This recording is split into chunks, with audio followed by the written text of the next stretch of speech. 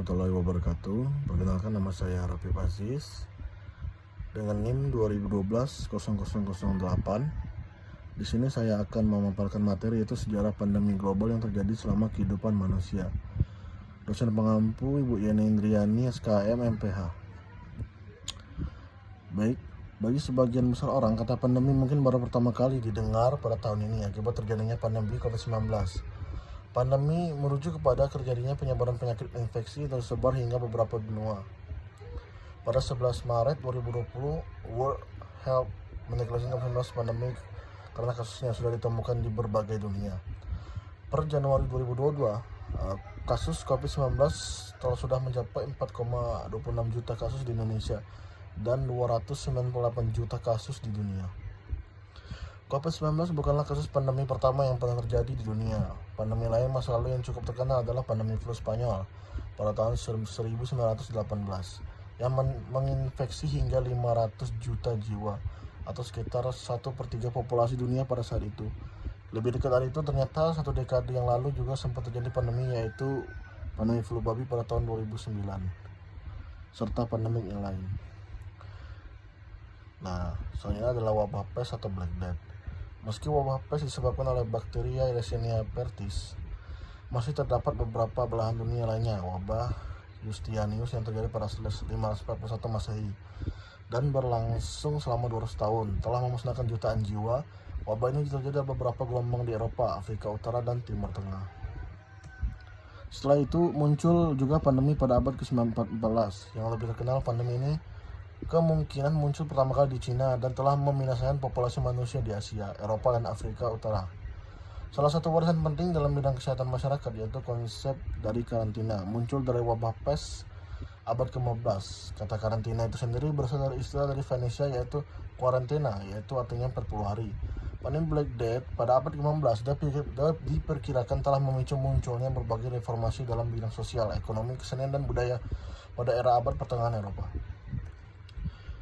Ini cara penyebarannya. Bahwa penyakit ini muncul melalui 3 varian penularan. Paling umum merupakan varian pes berasal dari pembengkakan kelenjar getah bening, bubu yang muncul di leher korban, ketiak ataupun pangkal paha. Penyakit ini tumbuh dengan berbagai ukuran dimulai dari sebesar telur hingga sebesar apel, meskipun beberapa orang selamat dari penderitaan. Bahwa penyakit ini biasanya hanya memberikan harapan hidup 1 minggu pada korban. Selanjutnya adalah pandemi flu Spanyol. Flu Spanyol terjadi pada tahun 1918 pada Perang Dunia Pertama. Merupakan salah satu pandemi yang paling mematikan dalam sejarah kehidupan manusia. Hal ini karena kompleksnya terinteraksi dan bagaimana virus penyebaran flu ini bekerja, respon imun manusia, dan juga konteks sosial dan penyebaran virus tersebut. Virus ini muncul ketika dunia sedang dalam masa rentan akibat terjadinya Perang Dunia Pertama yang berlangsung selama 4 tahun. Nah, pada saat itu penyakit influenza tidak disebabkan virus, melainkan disebabkan oleh bakteri. Antibiotik untuk infeksi bakteri sekunder belum ditemukan, baru ditemukan 1 dekade kemudian.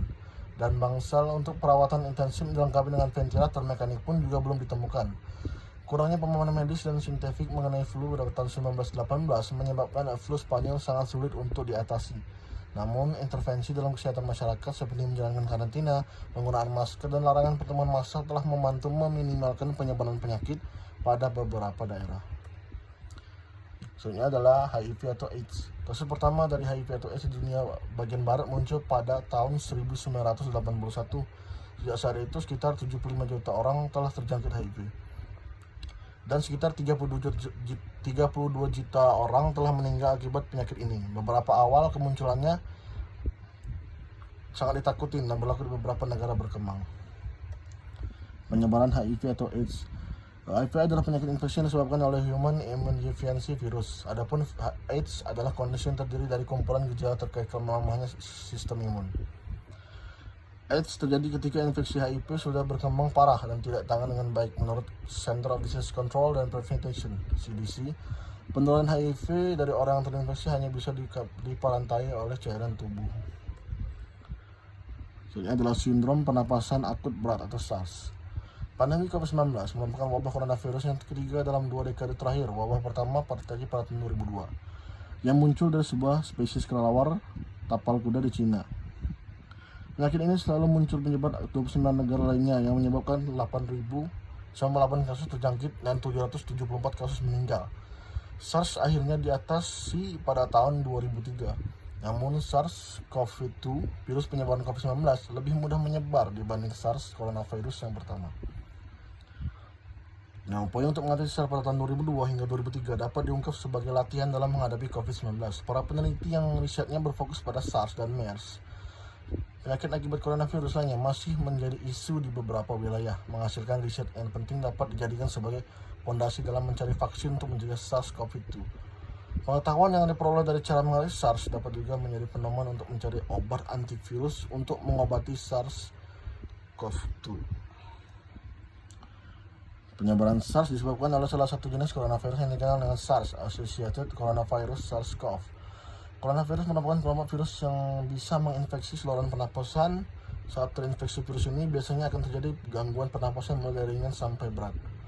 Para ahli menduga bahwa virus penyebab SARS juga berasal dari kelelawar dan luwak. Baik, terima kasih. Itu saja yang bisa saya sampaikan. Mohon maaf kalau ada kesalahan. Saya akhiri. Wassalamualaikum warahmatullahi wabarakatuh.